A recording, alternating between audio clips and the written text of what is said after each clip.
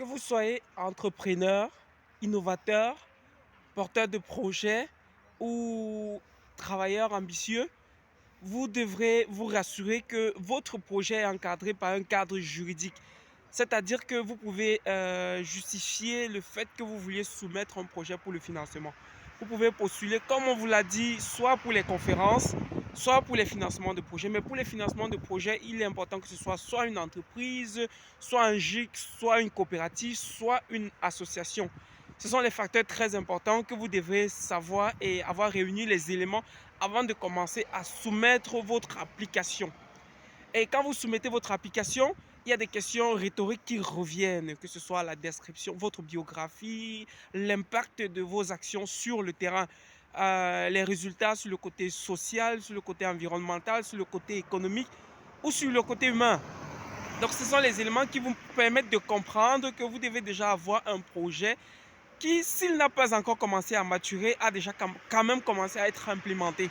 Ça veut dire que vous devez avoir les éléments sur lesquels vous vous appuyez pour soumettre votre candidature. Sinon, ce serait trop facile de sortir comme ça et créer un projet sans avoir aucun élément à soumettre et venir postuler pour avoir un financement. C'est autant de questions que nous vous partageons durant nos séances de formation ou de renforcement des capacités. Sachez que c'est très important de vous faire accompagner parce que la manière dont vous répondez aux questions, la manière dont vous donnez les résultats de vos activités permettent de comprendre le sérieux avec lequel vous êtes en train de travailler. Vous pouvez très bien avoir travaillé pendant des années et que vous n'avez pas collecté ces données ou que vous n'avez pas su que ce sont des données importantes, capitales. Par exemple, quel est le taux d'amélioration du bien-être des populations dans la région où vous travaillez? Déjà, quelle est cette région? Combien de personnes vivent dans cette région? Quelle est l'aire que vous couvrez? C'est-à-dire, quelles sont les aires géographiques, la biodiversité, le milieu naturel, l'écologie que vous protégez?